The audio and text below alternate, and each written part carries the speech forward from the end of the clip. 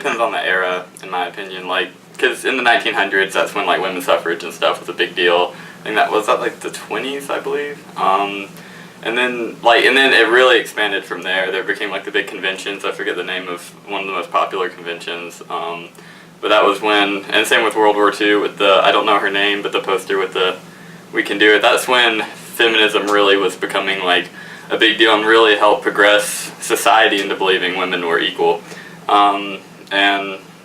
It helped a lot.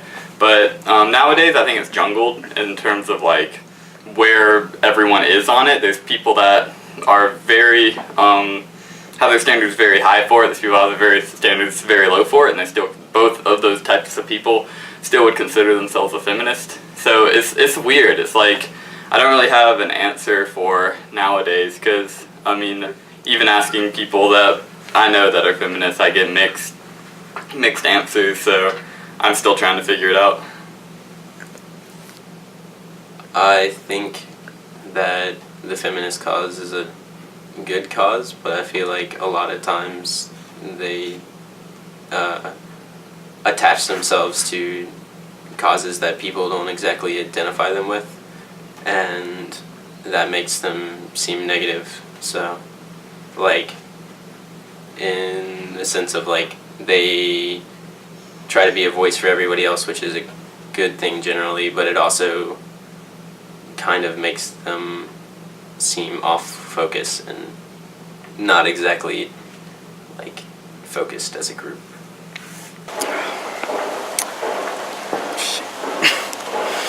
Well, that kind of depends on like what wave of feminism we're talking about, you know what I'm saying? I see like, someone and done some research. Someone ain't done some research. So you got first, you got second, you got third wave feminism. I love the second wave feminists, but the third wave feminists, sometimes they just go a little bit too ham. You know, I know where they're coming at. They're frustrated with like the way that, society views what they're trying to like get to, but I think they're coming at it the wrong way. You know what I'm saying? And that's not all of them. It's just the ones that I've kind of had a brush with that just kind of rub me the wrong way, and I rub them the wrong way inversely.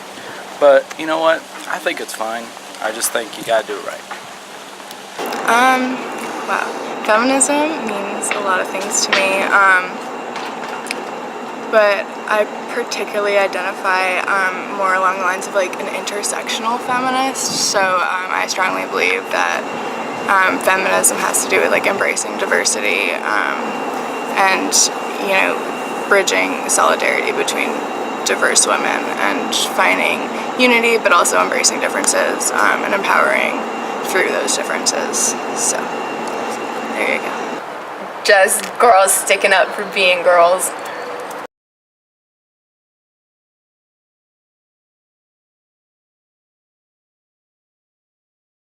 Alright, so I'm going to name 8 different companies to you, and I want you to tell me, out of the 8, which ones have male CEOs and which ones have female CEOs. General Motors, Pepsi, Pepsi, Lockheed Martin. Lockheed Martin is a global aerospace, defense, security, and various technology.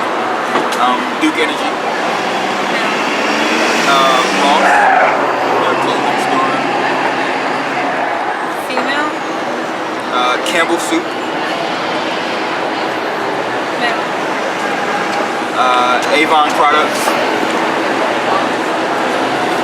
Avon Products. And General Dynamics. Male. Alright, so on all of these companies, they have female CEOs. And knowing that information, could you give me a percentage of how many female CEOs are in the world? Percentage knowing that? I mean, like... Knowing that all 8 of these companies have female CEOs, what would you say a percentage of female CEOs? I mean, I would say 25, but I guess, like, it's probably more than that. No, it's actually lower, much lower than 25. It's 6.4%. I know, because I knew you would. General Motors. Male CEO? Pepsi. Male CEO. Lockheed Martin. Female CEO.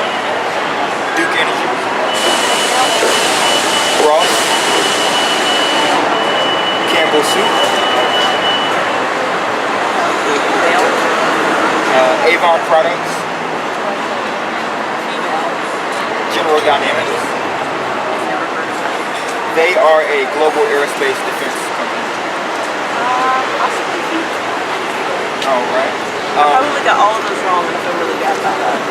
Out of the 8, they're all female CEOs. Ah, okay. Yeah.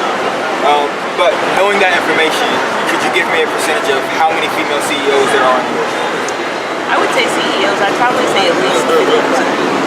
No, it's actually much lower. Is it? It is. It's close. It's 6.4%. And that's just as of 2017. Alright, so I'm going to give you a list of 8 companies, and out of the 8, I want you to tell me which ones are female CEOs. Alright. General Motors. Right up here. It's a male. Pepsi. It's also a male. Lockheed Martin. Also a male. Duke Energy. I'm pretty sure it's a male. Ross. Ross Stores. Yeah, the clothing store. Also a male.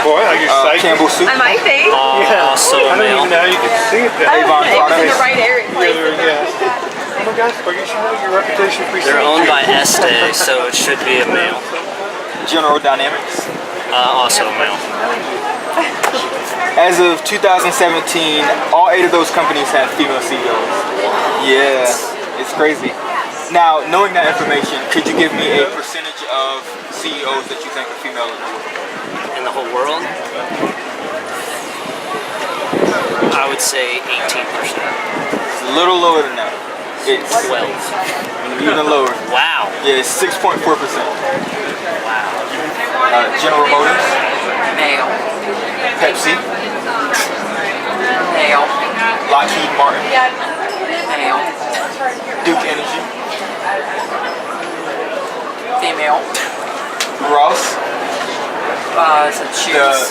The clothing and hardware. I would say female. Campbell Soup. Male. Avon Products. Female. And General Dynamics. Male.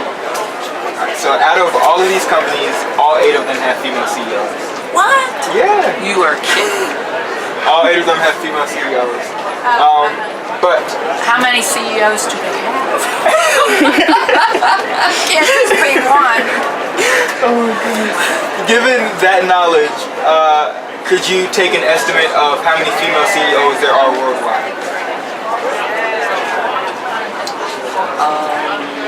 2,000.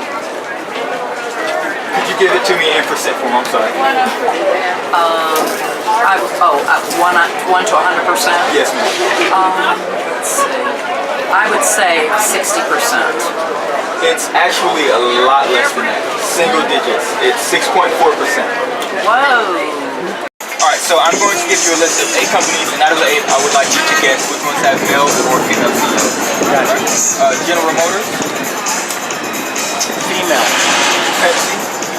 Male. Lockheed Martin. Male. Duke Energy. Female. Ross. Ross Dress for Less. Female. Campbell Soup. Female. Avon Products. Male. And General Dynamics. Female. Alright, so out of the 8 on the list, all of them have female CEOs. How did I do? You did well enough. Keep women working.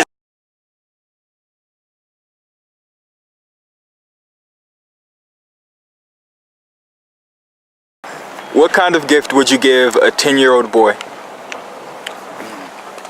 10-year-old boy, I'd probably give him, if I had money, I'd give him an Xbox. An Xbox? Yeah. What about a 10-year-old girl? I'd probably give her an Xbox too. What games will go along with it? I'd probably give the boy probably like some Halo Reach or something. Perfect game. And the girl, shit.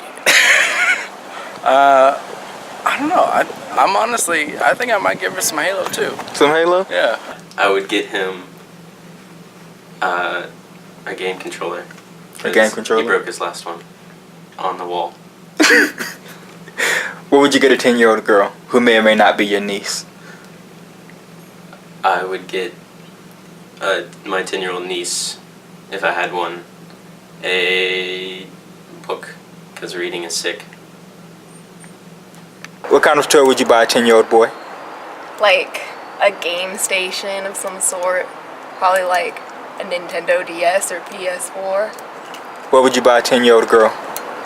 Like dress up clothes or like a Barbie or something. 10-year-old boy.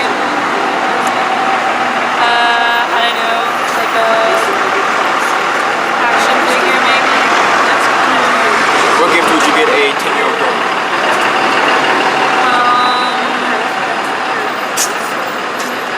I don't know, like a doll, like Polly Pockets. Alright. Who's a woman that inspires you? Michelle Obama. Michelle Obama, what? Because she's strong and she's smart. 10-year-old boy.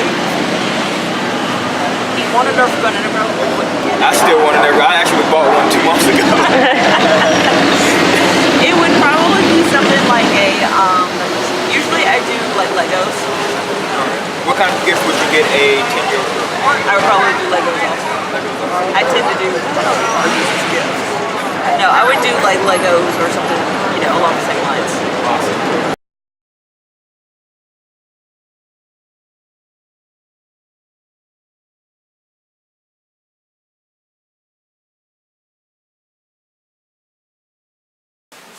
Hi, Kadar. I'm Carla Willis, and I serve as the Vice Chancellor for University Advancement here at UNC Asheville. It's a pleasure to be interviewed by you this afternoon. It's a pleasure to be talking to you as well.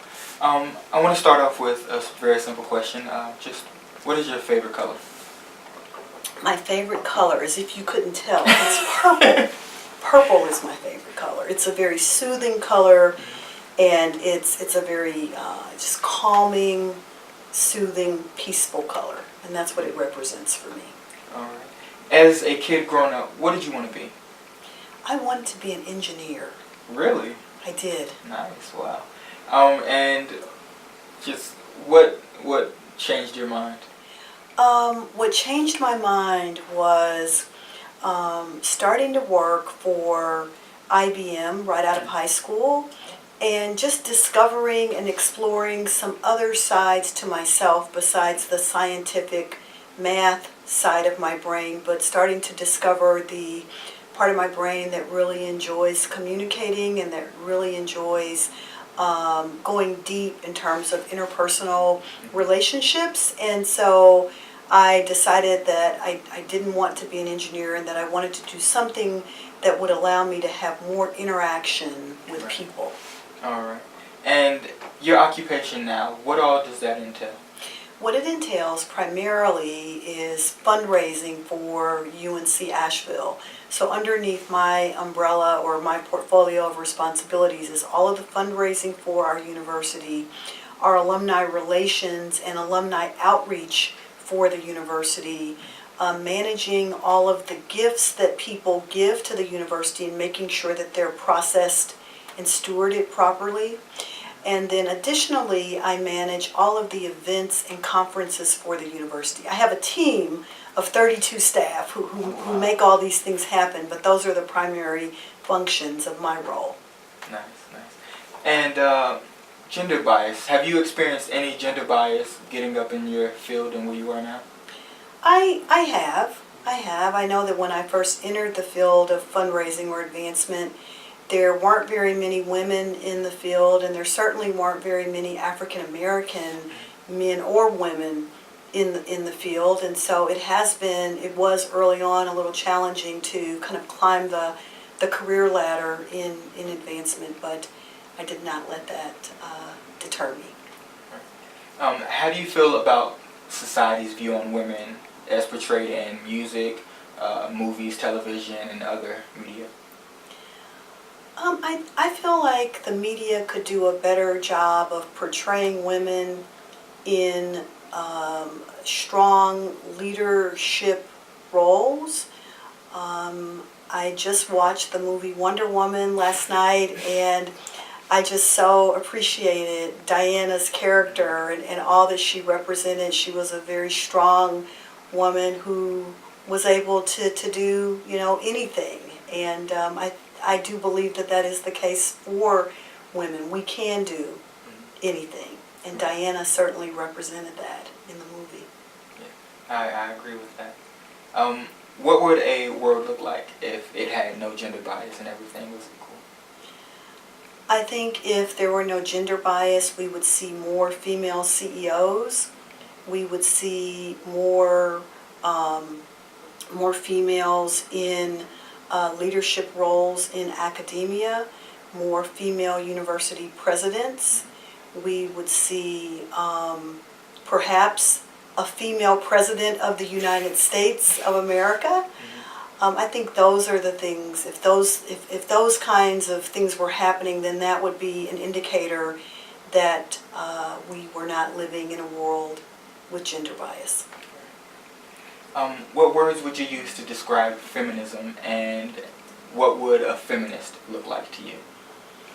Oh my gosh, when I hear the word feminist, I think about, Gloria Steinem. She was one of the early feminists. When I think of today's modern day feminist, gosh, there's just not really a person who comes to mind. I think many of us are working to break through the glass ceiling. So I think, the person in the corner office who's a female is the feminist. I just think it's a different definition today. Would you consider yourself to be a feminist? I think so. I think so. And my final question for you is, do you have any advice for young women or any feminists out there? I think my advice for young women is for them to not let anybody squash their dreams, and that they can be whoever they want to be. They can do whatever they want to do in life, and that even if the role model or the person who they see doing it is a male, and they think that they can't do it because a woman has never done it, that should be all the more reason why they should try to do it. I'm Janet Cohn, Director of Athletics, University of North Carolina, Asheville. Nice to meet you. Now, Ms. Cohn, what is your favorite color? My favorite color better be royal blue, since UNC Asheville definitely, we bleed bulldog blue over here. We do. As a kid, what did you want to be growing up? Well, actually, what I thought I was going to be was a doctor. A doctor? A doctor, yes. I actually went to Furman University, and I was going to be a pre-med major. Wow. But I'd always been around sports, and I was a very large family, and I was sandwiched in between two brothers. I actually have 6 siblings. And so I was always wanting to play sports with them. And so when I got to Furman, I was playing college basketball and field hockey, and like often happens here at the University of North Carolina, Asheville, you meet a professor, somebody who you just connect with, becomes a mentor. And I'll never forget that, this mentor was talking to me and said, you can really do anything you want. You have that kind of intelligence and drive, but it's very obvious that you're passionate about sports and teaching, because I think some of the best teachers are coaches, and the best coaches are teachers, vice versa. And so, and she said this to me, she said, if you find something you're passionate about, you'll never work a day in your life because you'll just really enjoy it. And so I changed and became an exercise science major and got my undergraduate degree in teaching. And, I said, man, I'll get my teaching certificate and go out in the world and teach and coach. Sounds good. Now, what exactly is your occupation now? Because I remember when I was talking to the chancellor's assistant, she mentioned like 9 things that you do. My title is Director of Athletics and Senior Administrator for University Enterprises. Well, the Director of Athletics is really running the athletic department. So, I'm a supervisor of all our head coaches and a staff that works within the university's strategic plan. Athletics is part of the university, so we're not over here by ourselves doing our thing. We're part of the university, and that's really important. And not only am I supervising the sports, working with my team and trying to have the best student athletes and coaches, but we also do a lot of fundraising and marketing and communications, and community service, and obviously the most important thing we do is try to help our student athletes graduate. That's number one. Now my other title is Senior Administrator for University Enterprises. We use our facilities here, the Sherrill Center, the Justice Center, outdoor facilities to bring in events, and those events bring lots, 155,000 people a year come through these facilities for not only athletic events, but graduations, concerts, speakers, and any money that we make off of that, any revenue that we make goes into scholarship funds. So once again, it's all about what can we do to help students, and so that's the other part. Now, when you were growing up in this field, did you experience any gender bias personally? Well, for me, I was at the very beginning of Title IX. Title IX is 45 years old, right. So obviously the whole purpose of Title IX, not just for sports, but for women in general, is to give more women opportunities to go to graduate school, to engineering, to law school, to medical school, and to give more women opportunity to participate in sports.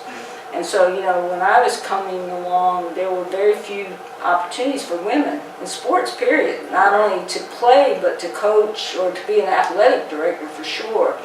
And, 45 years later, we have come a long way, but we're not where we need to be. And, I get really passionate about it. And the same thing if you're a college president. There's not as many women college presidents. Right. And the thing about athletics, right now we actually have fewer women in coaching and administration in college athletics today than ever.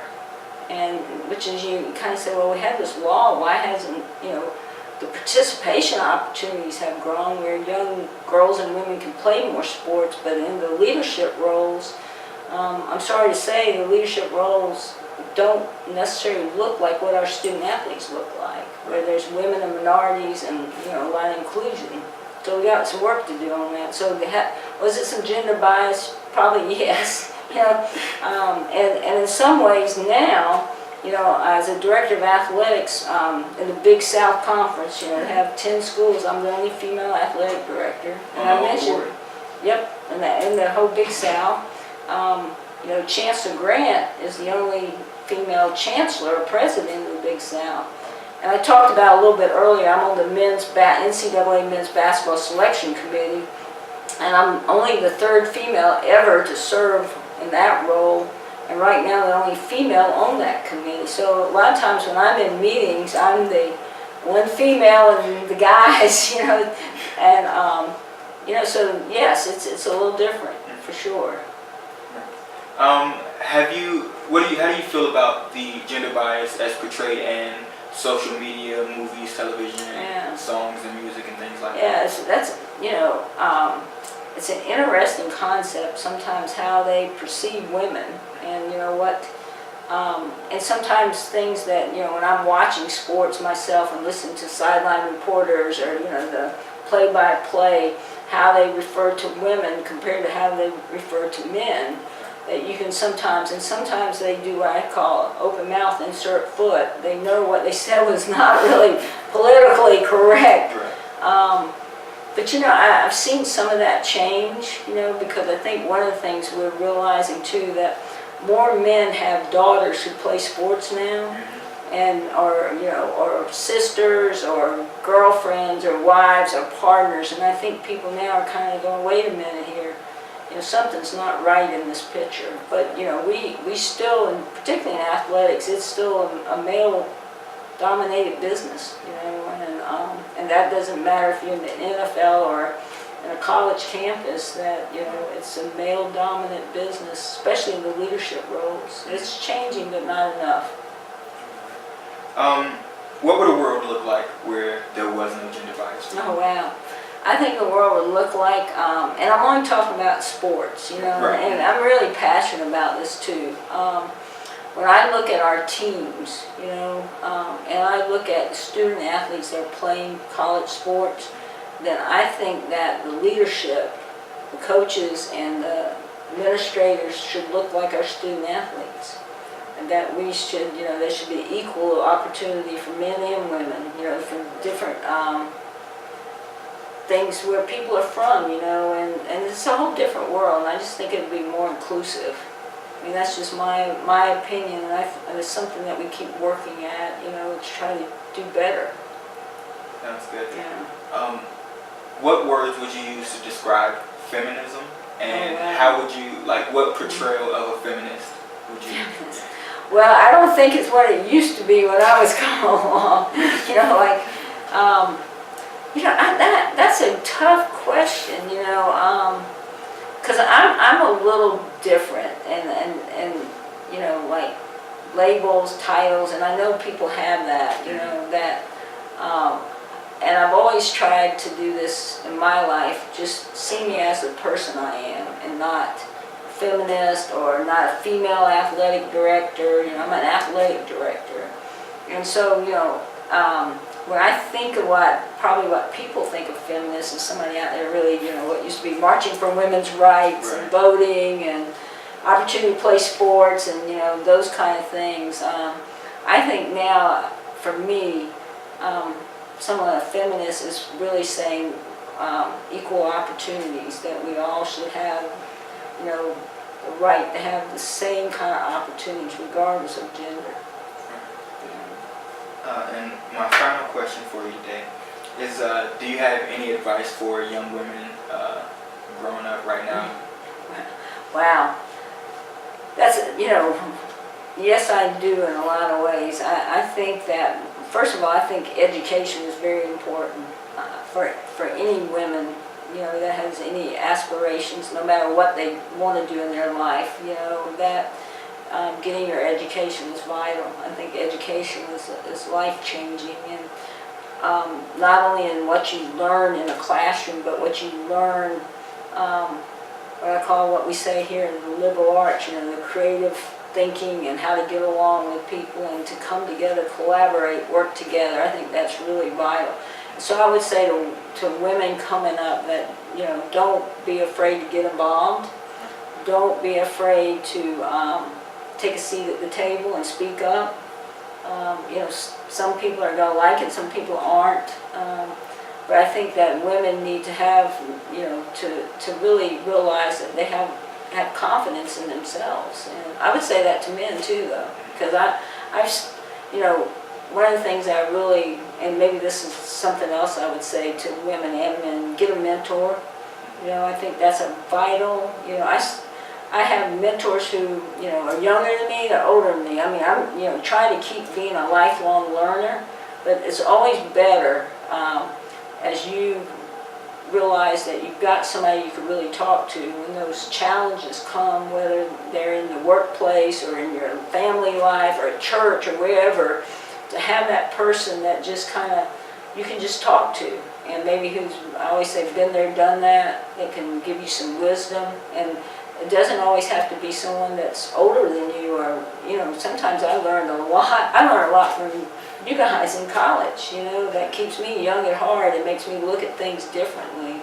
So I think I would say to women, get a mentor, and get several of them, you know, that really, so that you get a different perspective, and to keep doing what we're doing, it's going to get better. And actually, you know, the world we're living in right now, I think that we all got to realize that there's hope out there, and that the answers are really, I think the answers on college campuses right now, and they're the young people that are in college are very hopeful, and doing things like what y'all are doing, you know, which is really saying we're going to look at something differently and have conversations that we can really maybe agree to disagree.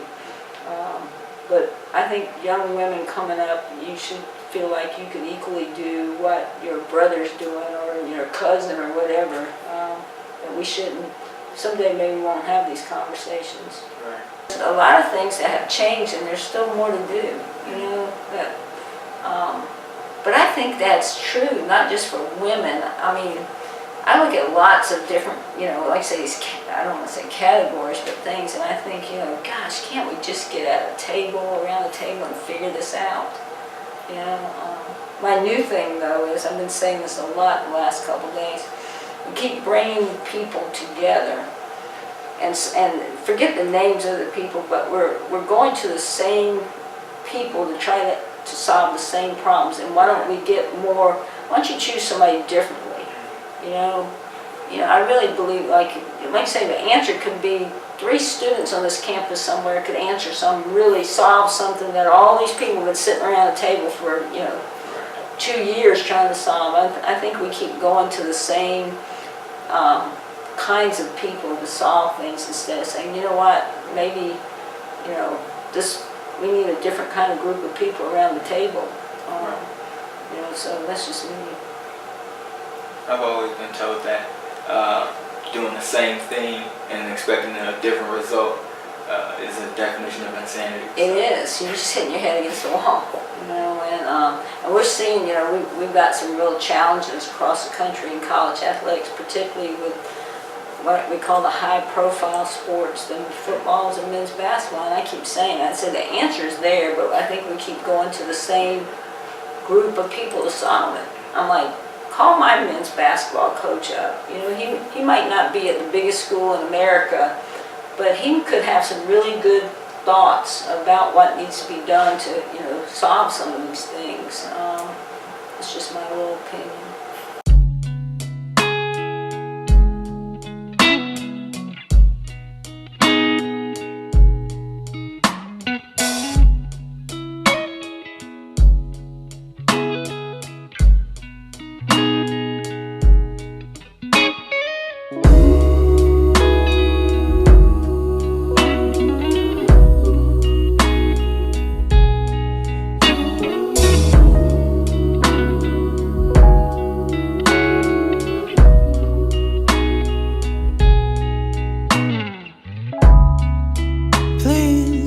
Tell me why,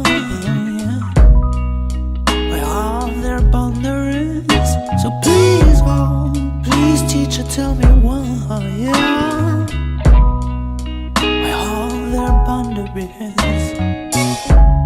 Ask my dad, but he couldn't tell me. Ask my mom, but she couldn't tell me, no.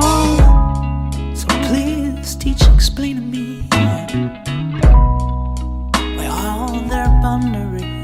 So please, oh, please teacher, tell me why are there boundaries? So please, oh, please teacher, tell me why are there boundaries? I asked my neighbor, but he couldn't tell me.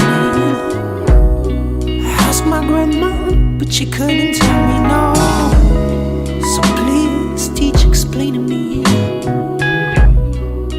why are there boundaries, yeah.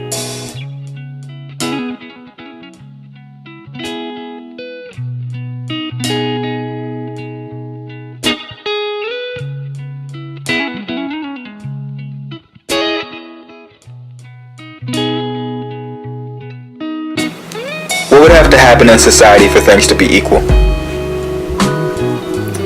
I think that I'm not sure what would have to happen, but a true sign of equality would be it sounds almost mean, but the lack of celebration when something like we would suppose monumental today, like a woman president, or like any like big step in terms of like feminism or gender equality would just be taken as a normal coincidence, and that would be the world that's equal. We'd just see that as normal, like we see women voting as equal today.